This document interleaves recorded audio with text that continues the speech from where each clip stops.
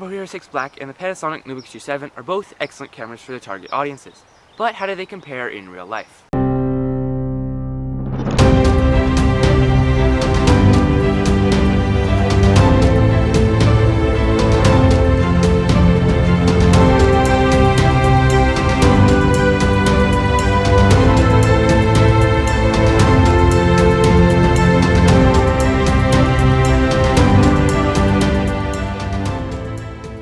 Welcome to Echo Productions, I'm Silas Willoughby, and I've recently been getting annoyed with my regular camera for lacking certain features that my action cam has, like 4K at 60 FPS, super slow motion, and internal stabilization. When comparing these two cameras, the first thing most people look at is the specs, and on paper, the HERO6 completely blows away the G7.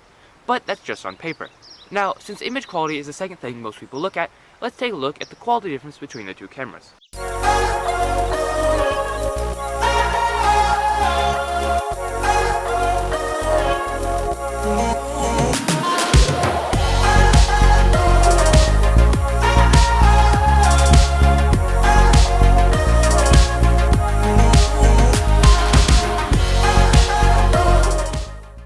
Here it is.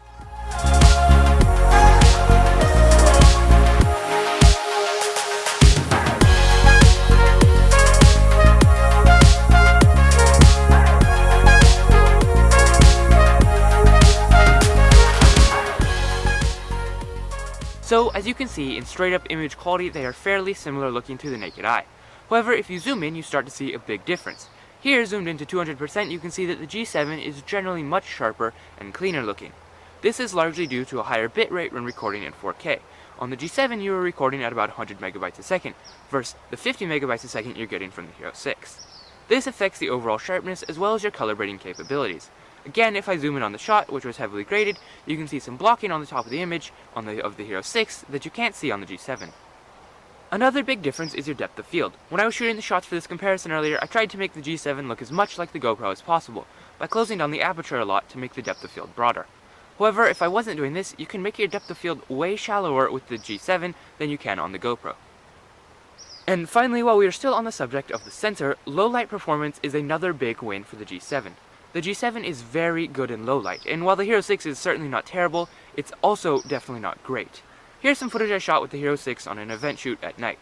And here's some footage from the same time with the G7. As you can see, they both look pretty good, but the G7 certainly outperforms the HERO6 by retaining the image sharpness and having much less digital noise. Now let's take a look at the usability of these two cameras. Now, as an all-around tool, the G7 is certainly the better camera, mainly because of its better audio control and control over video settings, but also because of its ability to mount lenses. Being able to mount different lenses is a huge plus. Lenses allow you to zoom in or zoom out, as well as giving you better glass for a sharper image and better colored image. Now, I know I've been mostly hitting on the HERO6 and praising the G7, but the HERO6 certainly wins in some situations. And this brings me to the reason I made this video in the first place, the features the GoPro has that the G7 doesn't. First and foremost among these, at least for me, is internal stabilization. To show you just how much this is doing, let's take a look at a shot with both cameras that I shot handheld, the only difference being that I have stabilization turned on the GoPro.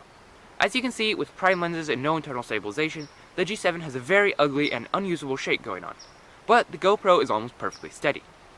The second thing that the HERO6 really wins with is frame rates. Being able to record at 60 FPS in 4K is huge for me.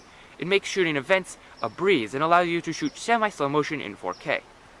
But to get even 60 FPS on the G7, you have to go all the way down to 1080p HD. And speaking of slow motion, this is probably the main reason I am getting annoyed with my G7. The G7 can only shoot 60 FPS slow motion, but the HERO6 can go all the way up to 240 FPS in 1080 and 120 FPS in 2K. And sure, the 1080 is a little bit blurry and pixelated, but the 2K is beautiful.